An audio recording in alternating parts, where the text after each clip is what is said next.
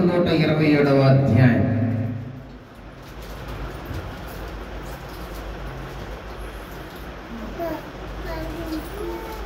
1-2 వచనాలు చదవండి.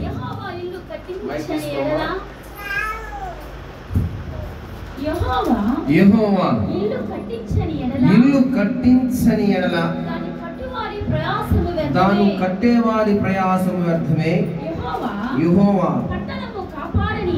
పట్టణాన్ని కాపాడని ఎడల దాని కావలి కాయువారు మేలుకొని ఉండుట వ్యర్థమే. 2వ వచనం కూడా చదవమ్మా. మీరు వేకువనే లేచి చాలా రాత్రి అయిన తర్వాత పండుకొంటూ కష్టార్జితమైన ఆహారమును తినుచుండుట వ్యర్థమే. తన ప్రియులు నిద్రిస్తుండగా ఆయన వారికి ఇస్తున్నాడు. చాలు, కళ్ళు మూసుకుంటే చిన్న ప్రార్థన చేసుకుని ముందుకు సాగిపోవాలి.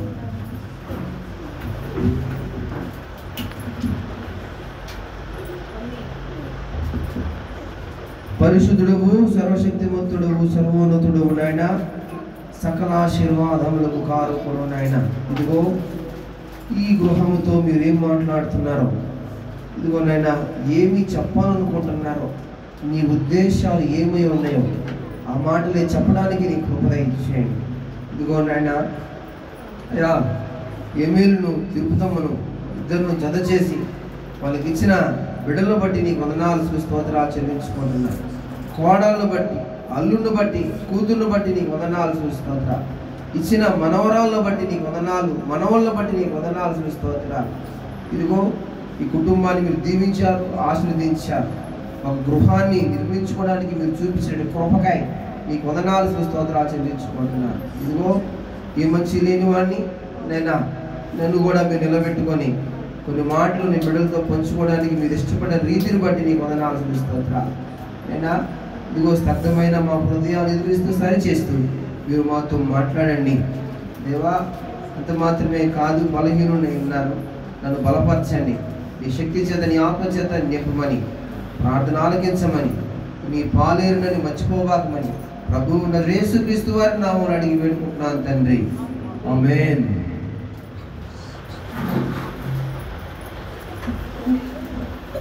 ప్రియమైన దేవుని బిడ్డలారా, చక్కగా వినండి. ఎవరు కూడా ఎటు చూడకండి, నా సాయం చూడండి. దేవుడు అంటున్నాడు, యెహోవా ఇల్లు కట్టించని ఎడల. ఎవరంట? యెహోవా ఇల్లు కట్టించని ఎడల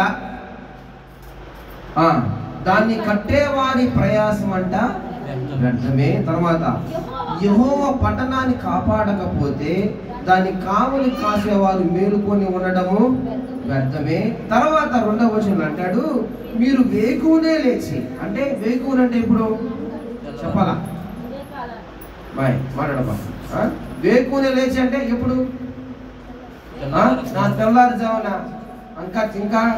ఇంకా సూర్యుడు రాకముందే, ఇంకా పొద్దు పొడవకముందే కదా, ఉదయాన్నే కదా, వేకువనే లేచి రాత్రి అయిన తర్వాత పండుకుంటారు. బాగా రాత్రి అయిన తర్వాత పండుకుంటారు. ఉదయాన్నే లేచి బాగా రాత్రి అయిన తర్వాత పండుకుంటారు. కష్టార్జితమైన ఆహారం తింటూ ఉండడం వ్యర్థం. ఎంతగానో కష్టపడుతున్నారు. కష్టపడి నిద్రలు కూడా మీరు 2 గంటలు కొనుక్కుంటున్నారంటే 11-12 గంటలు కొనుక్కుంటున్నారు. మీరు ఎంత కష్టపడినా ఏమంటాడు దేవుడు? వ్యర్థమే. తన ప్రియులు నిద్రిస్తుండగా ఆయన వారికి ఇస్తున్నాడు. తన బిడ్డలు క్షేమకరంగా సకాలంకి లేయడం, పని చేసుకోవడం, సకాలం నిద్రపోవడం పోతున్న వారికి దేవుడు ఇస్తున్నాడు. మీరు ఎంత కష్టపడుతున్నా కూడా మీ ప్రయాసం అర్థమైపోతుంది. నేను కానీ మీ ఇల్లు కట్టించకపోతే ఆ ఇల్లు కట్టే ఇల్లు వ్యర్థమే అని దేవుడు మాట్లాడుతూ ఉన్నాడు. అయితే నా ప్రశ్న ఏమంటే, యెహోవా కట్టించే ఇల్లు ఏ విధంగా ఉంటుంది? ఇక్కడ ఏముంది? యెహోవా ఇల్లు కట్టించని ఎడల కట్టువాని ప్రయాసం వ్యర్థమే అన్నాడు కదా. అయితే యెహోవా కట్టించే ఇల్లు ఎట్లా ఉంటుంది? ఏ విధంగా ఉంటే ఆ ఇల్లు దేవుని చేత కట్టబడిందని తెలుసండి. బాగా వినాలి నా మాట అర్థమవుతాయా? నేను అర్థమయ్యే రీతిలో చెప్పడానికి ప్రయత్నం చేస్తున్నా. యెహోవా కట్టించే ఇల్లు ఏ విధంగా ఉంటుంది, ఏ విధంగా ఉంటే ఆ ఇల్లు దేవుని చేత కట్టబడిందని తెలుస్తుంది, ఆ ఇంట్లో ఏమేమి ఉండాలి, ఈ 3 విషయాలు ఈరోజు మీతో పంచుకుంటాను నేను.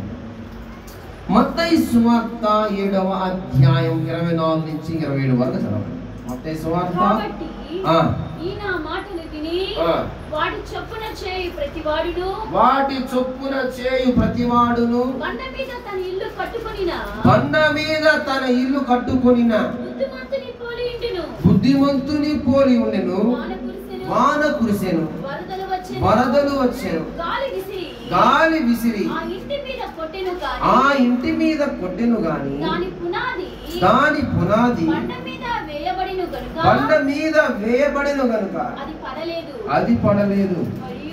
మరియు ఈయన మాటలు విని వాటి చొప్పున చేయని ప్రతివాడు ఇసుక మీద తన ఇల్లు కట్టుకొనిన బుద్ధిహీనుని పోలి ఉన్నది. ఇక్కడ ఆ వాన కురిసెను, వరదలు వచ్చెను, గాలి విసిరి ఆ ఇంటి మీద కొట్టింది.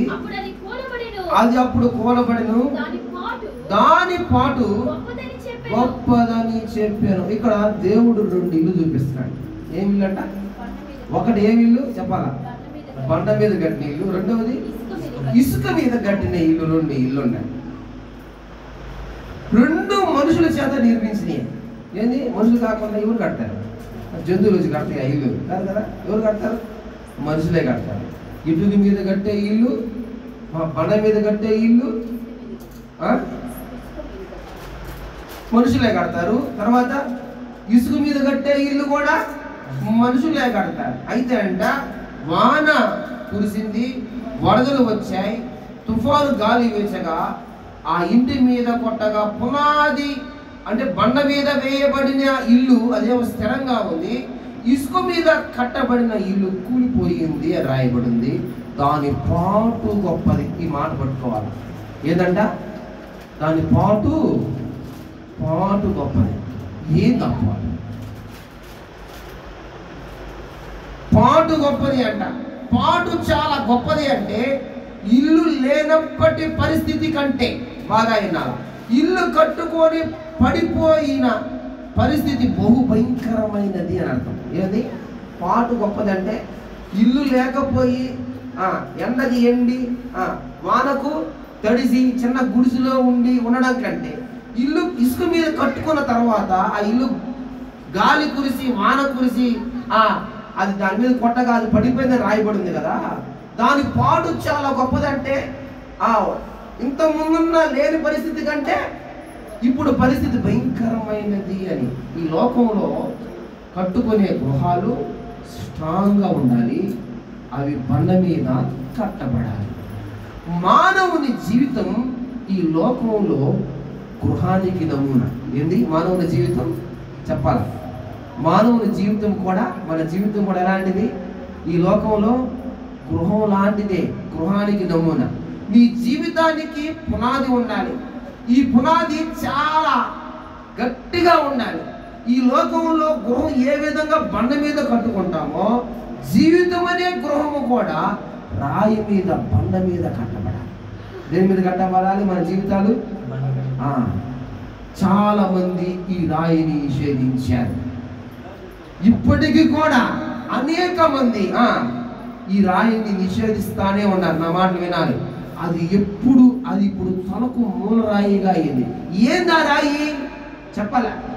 ఈ లోకంలో ఈ సిమెంట్తో లేకపోతే ఈ ఇటుకతో ఆ తర్వాత ఈ ఇసుకతో కట్టబడిన ఇల్లు బండ మీద కట్టబడమని రాయబడి ఉంది. జీవితానికి నమూనా అయినటువంటి మనిషి జీవితం కూడా బండ మీద కట్టబడాలి. ఆ బండ ఎవరంట? క్రీస్తే. ఆ బండ ఏంది? క్రీస్తే. క్రీస్తు అనే బండ మీద మీ జీవితాలు కూడా కట్టబడాలి. గట్టిగా కట్టుకున్నారు. ఎవరు? తిరుపతమ్మ ఎమ్మెలు ఇల్లుని చాలా గట్టిగానే కట్టుకున్నారు. చిన్న రూములు వేసుకున్నా ముచ్చటగా ఉంది. చాలా బాగుంది. ఎవరైనా బంధువులు వచ్చినా కూడా అప్పుడు వెళ్ళిపోవాలని కట్టుకోరేమో. మాకైతే ఇల్లు లేదు, మాకైతే ఇంకా ఇల్లు లేదు. ఎవరైనా బంధువులు వచ్చినా కూడా మేము ఆడుంటాం, మేము వెళ్ళిపోతాం అని కట్టుకోరేమో. మంచిదే, నీట్గా ఉంది, శుభ్రంగా ఉంది. ఒక పెద్ద బెడ్ పడుద్ది, మంచిగా ఏసీ పెట్టుకోవచ్చు. దేవుని చిత్తం అయితే మీ ఇద్దరికి మటుకు సేఫ్ జోన్లో ఉన్నారు, చాలా సంతోషం. ఇంకెవరు రాని కూడా ఇంటికి. కీర్తనలు 118వ అధ్యాయం 22 నుంచి 23 వరకు చదవండి. కీర్తనలు 118వ అధ్యాయం 22 నుంచి 23. అమ్మా, ఇల్లు కట్టువారు నిషేధించిన రాయి మూలకు తలరాయి ఆయను. ప్రియమైన దేవుని బిడ్డలారా, మన జీవితం అనే ఈ గుహాన్ని యేసుక్రీస్తు అనే బండ మీద కట్టుకోకుండా చాలాసార్లు ఆ బండకు దూరంగా బ్రతికాం కదా. అనేక సార్లు ఆ బండకి వ్యతిరేకంగా జీవించాం. అయితే మన జీవితాలు స్థిరపడాలి అంటే ఏముండాలి? క్రీస్తు అనే బండ ఉండాలి. ఈరోజు యేసుక్రీస్తుని నమ్ముకున్న నీవు నేను, అది ఒకప్పుడు వద్దనుకున్నావు కానీ ఇప్పుడు అది ఏమైంది? తలకు మూలరాయిగా మారింది.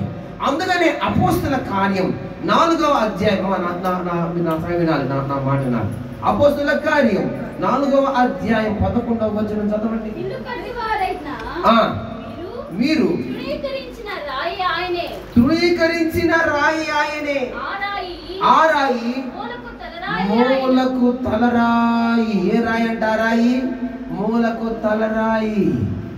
అది బలమైన రాయి, అది స్థిరమైన రాయి. ఆ రాయి లేకపోతే మన జీవితం అనే గృహము ఇసుక మీద కట్టబడింది. ఆ రాయి లేకపోతే మన గృహము, మన జీవితం అనే గృహం కూడా పడిపోద్ది. ఇదిగో మీరు ఈ లోకంలో ఈ ఇంటిని ఎంత స్ట్రాంగ్గా కట్టుకున్నారో మన జీవితం అనే గృహాన్ని కూడా క్రీస్తు అనే బండ మీద స్థిరముగా కట్టుకోకపోతే ఏమొస్తాయి? వరదలు వస్తాయి, వానలు వస్తాయి. ఇది బండ మీద కట్టబడింది కనుక ఇది తొలగదు. అందుకనే చూడండి, ఎఫెసీయులకు రాసిన పత్రిక 2వ అధ్యాయం 20వ వచనంలో ఒక మాట రాస్తున్నాడు. ఎఫెసీయులకు రాసిన పత్రిక 2:20.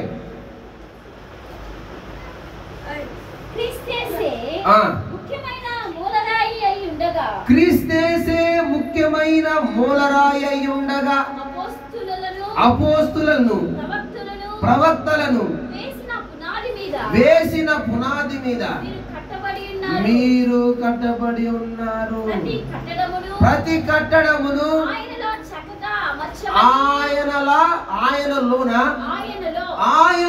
చక్కగా అమర్చబడి ప్రభునందు పరిశుద్ధమైన దేవాలయమగుటకు వృద్ధి పొందుచున్నది.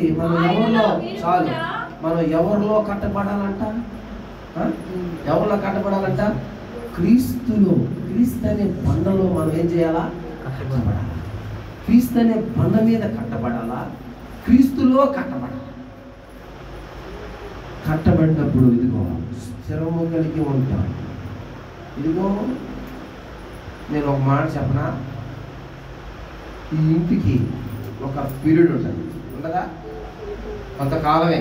తర్వాత కొంత డబ్బులు ఎక్కువైతే పడగొట్టేసి మంచి బిల్డింగ్ కట్టుకుంటాం. లేదు ఇది పాతదైపోయి గోడలు బాగా దెబ్బతినిపోతే తీసేసి ఇంకో ఇల్లు కట్టుకుంటాం. అయితే మనిషి జీవితం కూడా ఈ లోకం అటువంటిదే. ఈ లోకంలో ఉన్నన్నాళ్ళు మనం క్రీస్తు అనే బండ మీద కట్టబడి స్ట్రాంగ్గా ఉండాలి. ఈ లోకాన్ని గతించిపోయిన తర్వాత కూడా క్రీస్తుతో ఉండాలి. ఇక్కడ ఒక విషయం మీకు చెప్తున్నా, ఈ లోకములో నువ్వు క్రీస్తుతో కనెక్ట్ అయి ఉంటే, ఈ లోకంలో క్రీస్తు అనే బండ మీద నువ్వు అమర్చబడి ఉంటే, ఈ లోకంలో క్రీస్తు అనే బండలో నువ్వు చెక్కబడి ఉంటే, ఈ లోకంలో క్రీస్తు అనే బండ మీద నీ జీవితాన్ని కట్టుకొని ఉంటే, ఇదిగో నువ్వు స్థిరముగా ఉంటావు. ఇక్కడ స్థిరముగా ఉంటావు, తర్వాత పరలోకంలో కూడా స్థిరముగా ఉంటావు. ప్రియమైన దేవుని బిడ్డలారా, రెండవ విషయం, ఏ విధంగా ఉంటే ఆ ఇల్లు దేవుని చేత కట్టబడి ఉంటది?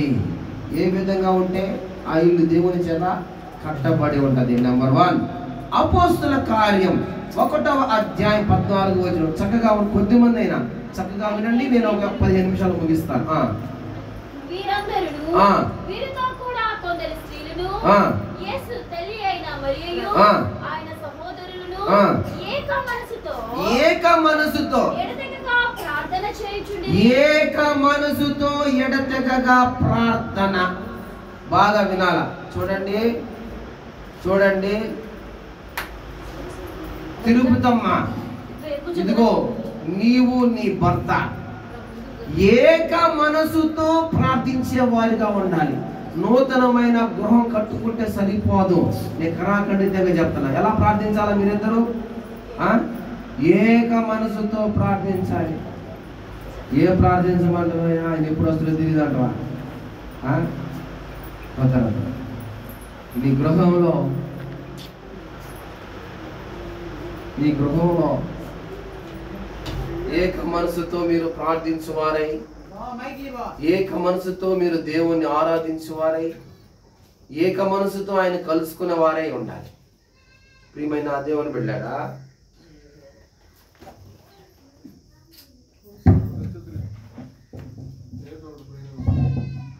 చూడండి అపోస్తుల కార్యం 22వ అధ్యాయం, అపోస్తుల కార్యం 2వ అధ్యాయం 2 నుంచి 4 వరకు చదవండి.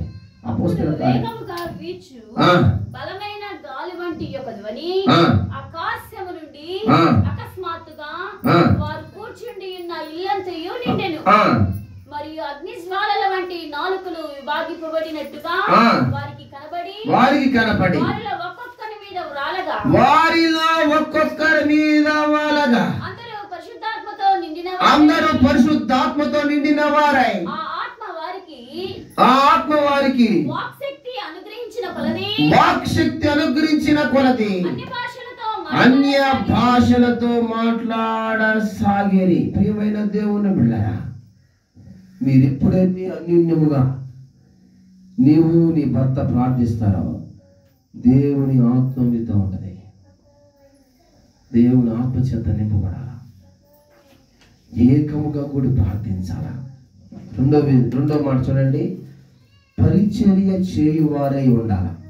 నూతన గృహం ఏ విధంగా ఉంటే ఆ ఇల్లు దేవుని చేత కట్టబడి ఉంది అనే దానికి నేను చెప్తున్నాను. రెండవదిగా 1 కొరింథీయులకు రాసిన పత్రిక 16వ అధ్యాయం 15వ వచనం. 1 కొరింథీయులకు రాసిన పత్రిక 16:15.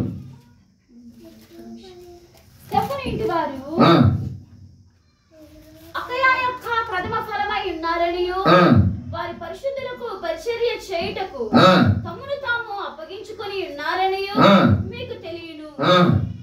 ఏందంట? దేనికి అప్పగించుకున్నారంట? తమ్మును తాము పరిచర్య చేయుట, పరిచర్య చేయడానికి కొరకై తమ్మును తాము అర్పించుకున్నారు. నీ గృహంలో తిరుపమ్మ, నీ గృహంలో నీకు 3 పిల్లలు, అవునా? ఏ బిడ్డ దేవుని పరిచర్యలో ఉంది? నీకు ఒక ఆడపిల్ల, 2 మగపిల్లకాయలు. మీ పాప మ్యారేజ్ కాకముందు, అంటే ఒకరికి ఇచ్చి పెళ్లి చేయకముందు ఆ బిడ్డ దేవుని పరిచర్యలో ఉంది. నేను ఎరగలను కదా, పరిచర్య చేసేది అమ్మాయి. ఇక్కడ కూర్చున్న వాళ్ళందరూ పరిచయం చేశారు, నేను కాదని లేదు. ప్రత్యేకంగా ఈ కుటుంబంలో వాళ్ళ గురించి నేను మాట్లాడుతున్నాను. ఇక్కడ కూర్చున్న సుభాష్ని కానీ, శాంతమ్మ కానీ, శాంత కానీ అందరూ పనిచేస్తారు. అయితే ఈ గృహంలో ఉన్నటువంటి శైల చిన్నప్పుడు దేవుడు పనిచేసేది. మందిరానికి వచ్చేది, మందిరంలో అందరూ తిన్న అంట్లు ప్లేట్లు కడిగేది ఆ బిడ్డ, తుడిచేది మందిరం అంతా. ఇదిగో నేను చెప్తున్నాను, ఆయన పరిచర్య చేయడంత భాగ్యం. ఎవరైతే కుటుంబంలో దేవుని పరిచర్య చేయువారై ఉంటారో అట్టి కుటుంబము దేవుని చేత కట్టబడింది అని మర్చిపోకూడదు. 3వ విషయం, కుటుంబంలో ఏముండాలయ్యా అంటే 1 కొరింథీయులకు రాసిన పత్రిక 1వ అధ్యాయం 16వ వచనంలో ఒక మాట రాస్తున్నాడు. బాప్తీసమిచ్చితిని వీరికి తప్ప మరి ఎవరికి బాప్తిసం ఇచ్చితేనేమో నేను ఎరుగను. కుటుంబంలో బాప్తిజం పొందిన వారే ఉండాలా. అమ్మా ఇను నా మాట, నీ మనవరాలతో మళ్ళీ మాట్లాడు, నా సాయి చూడాల. మొట్టమొదటిగా ప్రార్థన, ఎడతెగగా ప్రార్థన చెయ్యాలా. రెండవదిగా పరిచర్య చేయువారే ఉండాలా. మూడవదిగా కుటుంబంలో బాప్తిజం పొందిన వారే ఉండాలా. చాలా మంది బాప్తిసాలు పొందుతారు కానీ బలలో మటుకు చేయరు. దేవునికి ఇది ఇష్టం లేదు. అదేమంటే ఆ పనికి వెళ్ళాము, ఆ ఊరికి వెళ్ళాము, ఈ ఊర్లో వెళ్ళాము. ఏ ఊర్లో ఉన్నా సరే నువ్వు దేవుని మందిరానికి వెళ్ళాలి కదా. బాప్తిసం తీసుకుంటే సరిపోదు, దాని ప్రకారం జీవించాలా, దాని ప్రకారం బ్రతకాలా. నేను బాప్తిసం తీసుకుంటానులే, నా ఇష్ట ప్రకారం నేను జీవిస్తానులే, నా ఇష్ట ప్రకారం నేను తాగుతానులే, నా ఇష్ట ప్రకారం నాది నా సొమ్ము నాకెవరు ఇట్లేదు అనుకుంటే కుదరదు. బాప్తిసం తీసుకున్న నీవు దేవునితో ఉండాలా. నాలుగో విషయం, అపోస్తుల కార్యం 16వ అధ్యాయం 34వ వచనంలో ఒక మాట రాస్తున్నాడు, చదవండి. మరియు అతడు వారి ఇంటికి తోడుకొని వచ్చి భోజనం పెట్టి దేవుని యందు విశ్వాసం ఉంచిన వాడే తన ఇంటి వారందరితో కూడా ఆనందించును. ఎవరిని అంటమ్మా తీసుకొచ్చింది ఇంటికి? దైవజనులకు ఆతిథ్యం ఇచ్చేవారై ఉండాలా. కుటుంబంలో ఎవరు ఉండాలా? దైవజనుడికి. మీరు మీ దైవజనుడికి ఆతిథ్యం ఇస్తున్నారా? గృహ కూడికలు జరుగుతున్నాయి మీ ఇంట్లో? దైవజనుడికి అన్నం పెడుతున్నారా? ఆతిథ్యం ఇస్తున్నారా? ప్రియమైన దేవుని బిడ్డారా, వీళ్ళు ఏం చేశారంట? దైవజనుడికి ఆతిథ్యం ఇచ్చారంట. దేవుని చేత కట్టబడిన ఇల్లు ఈ విధంగా ఉంటది. ఎలా ఉంటది? దైవజనుడిని ప్రేమించే ఇల్లు, దైవజనుడికి ఆతిథ్యం ఇచ్చే ఇల్లు, దైవజనుడు అంటే ఇష్టపడే ఇల్లు, దైవజనుడి దగ్గరికి వెళ్ళి ప్రార్థన చేయించుకునే మనుషులు. ప్రియమైన దేవుని బిడ్డరా, నువ్వు నీ దైవజనుడికి ఆతిథ్యం ఇస్తున్నావా? నీ దైవజనుడిని ప్రేమిస్తున్నావా? ఐదో విషయం, మార్కు సువార్త 3వ అధ్యాయం 20వ వచనం. మార్కు సువార్త 3వ అధ్యాయం 20వ వచనం. ఆ ఇంటిలోనికి వచ్చినప్పుడు జనులు మరలా గుంపులు కూడి వచ్చిరి గనుక భోజనము చేయుటకైనను వారికి వీలు లేకపోయాను. చాలు. ఆయన ఏడకొచ్చాడంట? ఇంటిలోనికి వచ్చాడంట. ఇంటిలోనికి వచ్చాడంటే ఎవరు పిలవకుండా వస్తాడైనా? పిలిస్తేనే. దేవుడు చెప్తున్నాడు తిరుగుతాముకి, నీ దేవుని నువ్వు ఇంట్లోకి ఆహ్వానించేటట్టున్నా. హల్లెలూయా, హల్లెలూయా. పిలుస్తున్నారా? నైనా మా ఇంట్లో నువ్వు ఉండాలని కోరుకుంటున్నావయ్యా, నీతో మేము బ్రతకాలనుకుంటున్నావయ్యా, నువ్వు మా ఇంట్లో కొలువై ఉండయ్యా, మా హృదయంలో ఉండేని అడుగుతున్నారు ఆయన్ని. ప్రతిరోజు నువ్వు నీ భర్త అడగాల. అప్పుడే నీ బిడ్డలు దీవించబడతారు. అప్పుడే మీరు చేస్తున్న ప్రతి పని బాటలో తోడు, మీ వ్యాపారాల్లో తోడుగా ఉంటాడు, మీరు నడిచే మార్గాల్లో మీతో ఉంటాడు. మీరు ఏమి చేస్తారో దాన్ని ఆయన అభివృద్ధి చేస్తాడు. మీ పిల్లల భవిష్యత్తును మారుస్తాడు. మీ గృహంలోకి ఆయన ఆహ్వానించేవారుగా ఉండాలా. ఆరో విషయం, లూకా సువార్త 7వ అధ్యాయం 36 నుంచి 38 వరకు చదవండి. లూకా సువార్త 7వ అధ్యాయం 36 నుంచి 38 వరకు. పరిసయ్యులలో ఒకడు తనతో కూడా భోజనము చేయవలెనని ఆయన అడిగెను. ఆయన పరిసయ్యుని ఇంటికి వెళ్ళి భోజన పంక్తిని కూర్చుండగా ఆ ఊరిలో ఉన్న పాపాత్మురాలైన ఒక స్త్రీ యేసు పరిసయ్యుని ఇంట భోజనమునకు కూర్చున్నాడని తెలుసుకొని ఒక బుడ్డిలో అత్తరు తీసుకొని వచ్చి వెనుక తట్టు ఆయన పాదముల యొద్ద నిలబడి ఏడ్చుచు కన్నీళ్లతో ఆయన పాదములను తడిపి కన్నీళ్లతో ఆయన పాదములను తడిపి తల వెంట్రుకలతో తుడిచి ఆయన పాదములు ముద్దు పెట్టుకొని అవులికి వస్తామంది గమనించు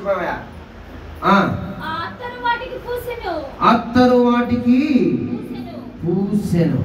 ప్రియమైన దేవుని బిడ్డారా, అవేం చేసిందంటే ఇంట్లోకి తీసుకొని వచ్చి యేసు పాదాలు ఏం చేసిందంట? కన్నీళ్లతో కడిగిందంట. మీరు బాగా గుర్తుపెట్టుకోవాలా. ఏం చేసిందంట? ఆమె యేసే ఇంట్లో తీసుకొని వచ్చి కన్నీటితో పాదాలను కడిగిందట, అత్తరు పోసిందట, తన తల వెంట్రుకలతో పాదాలు తుడిచిందట. దేవా, నువ్వు తప్ప నాకు ఇంకెవరు అక్కర్లేదు. దేవా, నాకు నువ్వు ఉంటే చాలు.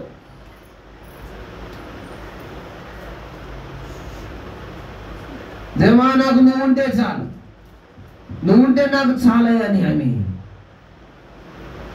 ఆయన పాదాలను కడిగిందట, ఆయన పాదాలను తుడిచిందట. ఆయన పాదాల మీద ఏం పోసిందట? అత్తరు పోసిందట. తర్వాత ఏం చేసిందట? ముద్దు పెట్టుకొని అత్తరు పూసి తర్వాత తన వెంట్రుకలతో తుడిచిందట. స్త్రీకి ఎక్కువగా స్త్రీలు ఇష్టపడేది ఏం చెప్పాలి? వెంట్రుకలే. ప్రియమైన దేవుని బిడ్డలారా, ఆయన పాదాలను తుడిచే ఎంట్రుకలు. హల్లెలూయా. ఆ ఎంట్రుకలు కూడా లెక్క పెట్టాలి. చాలా విలువైన అత్తరు తీసుకొచ్చి ఏం చేసింది? పోసేసింది పాదాల మీద. ఇవి కొంచెం నరిసినా ఏం చేస్తాం? ఏం వస్తాం? రంగులు బీవా మొత్తం రంగులే కదా. కొంచెం కూడా తెల్ల ఎంట్రుకలు మనం కనప్పుడు చాలా జాగ్రత్త చూసుకుంటాం వీటిని కదా. అటువంటి ఇంట్రుకలు తీసుకొని ఏం చేసిందంట? పాదాలు. ఏమని అర్థం తెలుసా నాయన? నా శరీరంలో ఏది నీకంటే ఎక్కువ కాదు. హల్లెలూయా. ఏది నీకంటే ఎక్కువ కాదు, అత్తరు ఎక్కువ కాదు, ఈ కన్నీళ్ళు ఎక్కువ కాదు, నా జుట్టు ఎక్కువ కాదయ్యా, నీ పాదాలు నాకు చాలా గొప్పయ్యా అని ఆమె పాదాలతో తన కురులతో తుడిచిందట. యేసు పాదాలు కడిగిన స్త్రీ. లాస్ట్ మాట చెప్పి నేను ముగిస్తాను. ఇర్మియా 21వ అధ్యాయం 21వ వచనం. ఇర్మియా 21వ అధ్యాయం 21వ వచనం. 21 అమ్మా, 21:2 చదువమ్మా. బబులోను రాజైన నెబుకద్నెజరు మన మీద యుద్ధము చేయుచున్నాడు. అతను మన యొద్ద నుండి వెళ్ళిపోవునట్లు యెహోవా తన అద్భుత కార్యములన్నిటిని చూపి మనకు తోడై ఉండునో లేదో దయచేసి మా నిమిత్తము యెహోవా చేత నీవు విచారించుమని చెప్పుటకు ఇర్మియా యొద్దకు వారిని పంపగా యెహోవా యొద్ద నుండి ఇర్మియాకు ప్రత్యక్షమైన వాగ్దానం. చాలు. ఏం చేయాలంట? యెహోవా దగ్గర ఏం చేయాలంట? ఈ కుటుంబం విచారించాలంట. అమ్మా, నా మాట ఏనండి. ఏం చేయాలంట? యెహోవా దగ్గర ఈ కుటుంబం విచారించడం అంటే ఏం చెప్తారా? ఏం సుభాష్ని విచారించడం అంటే? విచారించేది ఏంటి? దేవుడి దగ్గర విచారించేది ఏంటి? అయ్యా, మా కుటుంబానికి సమస్యలు వస్తున్నాయి అయ్యా, అయ్యా నా బిడ్డలు మాట్లాడలేదయ్యా, అయ్యా మా ఇంట్లో పరిస్థితి లాగుంది, అయ్యా నా భర్త పరిస్థితి లాగుంది, మా కుటుంబంలో ఆర్థికంగా ఈ స్ట్రగుల్స్ ఉన్నాయి, ఇదిగోనైనా ఈ విధంగా అప్పులలో మాకు శత్రువులే ఉన్నారు, మాకు ఈ సమస్యలు ఉన్నాయి, మేము ఏ విధంగా వీటి నుంచి బయటపడాలయ్యా అని దేవుని దగ్గర విచారించే అనుభవాలు, ఆయన దగ్గర కనిపెట్టుకునే అనుభవాలు. ప్రియమైన దేవుని బిడ్డరా, దేవుని దగ్గర ఎప్పుడైతే నువ్వు కనిపెట్టుకుంటావో ఇదిగో దేవుడు మీ పక్షాన కార్యాలు చేస్తాడు. హల్లెలూయా, హల్లెలూయా. దేవునికి చిన్న కుటుంబం పెద్ద కుటుంబంలే, అర్థమైందా? చిన్న గృహము పెద్ద గృహంలే, ఏ గృహంలోకైనా ఆయన రావడానికి ఇష్టపడతాడు. నీ కుటుంబంలో ఏముండాలంటే ప్రార్థన ఉండాలా, తర్వాత పరిచర్య చేయవారై ఉండాలా, మూడవదిగా కుటుంబంలో బాప్తిజం పొందిన వారై ఉండాలా, నాలుగవదిగా దైవజనులకు ఆతిథ్యం ఇచ్చేవారే ఉండాలా, ఐదవదిగా యేసయ్యను ఇంట్లోకి ఆహ్వానించే వారే ఉండాలా. ఆరోదిగా యేసు పాదాలను కన్నీటితో స్త్రీ తడిపినట్లు ఇదిగో దేవుని సన్నిధిలో ఆయన పాదాలను కన్నీటితో నువ్వు తడపాలా. మూడవది 7వదిగా అయింది, ఆయన దగ్గర విచారణ చేయాలి. ఏం చేయాలా? విచారణ. ప్రియమైన దేవుని బిడ్డలారా, నాటి క్రైస్తవ విశ్వాసులకు లేదిదే. ఏంది? బాధల్లో వస్తే మనుషులు చెప్పుకొని కృంగి బాధలు వస్తే ఓడెట చేసినాడు, వీడెట చేసినాడు, వాళ్ళ మీద దుమ్మెత్తి పోస్తాం. అయితే దేవుడు అంటున్నాడు, మీరు నా దగ్గర విచారణ చేయండి, నన్ను అడగండి ఏం చేయాలో. నా సలహాల కోసం మీరు నా దగ్గరికి రావాల్సిందే. మీ జీవితము సరిగా లేకపోతే, మీ కుటుంబంలో పరిస్థితి సరిగా లేకపోతే, మీకు ఏదైనా అవసరాలున్నా, మీకు ఏదైనా అక్రతలున్నా ఎక్కడికి రావాలా? దేవుని చెంతకు రావాలా. దేవుని చెంతకు రావాలా. దేవుని చెంతకు రావాలా. ఎప్పుడైతే ఆయన చెంతకు వస్తారో ఆయన మీ పక్షాన కార్యాలు చేయవాడే ఉన్నాడు. మీ కుటుంబ పక్షాన గొప్ప కార్యాలు చేయవాడే ఉన్నాడు. మీ కుటుంబాన్ని ఆదుకుని వాడే ఉన్నాడు. మీ కుటుంబ అవసరతలు అక్రతలు తీర్చువాడే ఉన్నాడు. ఇదిగో ఈ గృహ నిర్మాణం చేసుకున్న మిమ్మల్ని ఆయన అడిగేది ఏంటంటే, ఇదిగో మీరు ప్రార్థన కలిగి ఉండండి, మీరు సంఘంలో పరిచర్య చేయవారే ఉండండి, కుటుంబంలో బాప్తిసం పొందువారే ఉండండి, ఇదిగో దైవజనులకు ఆతిథ్యం ఇచ్చేవారే ఉండండి, ఇదిగో నన్ను ఇంట్లోకి ఆహ్వానించేటట్లు మీ జీవితాలు ఉండలాగా మీరు జాగ్రత్త పడండి. ఇదిగో నా పాదాల దగ్గరకు మీరు చేరండి. కన్నీటితో ఆమె తడిపినట్టు మీరు నా సన్నిధిలో కన్నీటితో గడపండి. నా దగ్గర మీరు ఏం చేయండి? ఏం చేయాలా? ఆఖరిగా విచారణ చేయండి. నేను మీ పక్షాన కార్యాలు చేస్తాను. మీ పక్షాన్ని నేను ఉంటాను. మీ పక్షాన్ని నేను గొప్ప కార్యాలు చేయడానికి, ఆశ్చర్య కార్యాలు చేయడానికి నేను ఇష్టపడుతున్న దేవుడుగా ఉన్నానని దేవుడు అంటున్నాడు. కళ్ళు మూసుకోండి, ప్రార్థన చేసుకుందాం. దేవా దేవా నాయన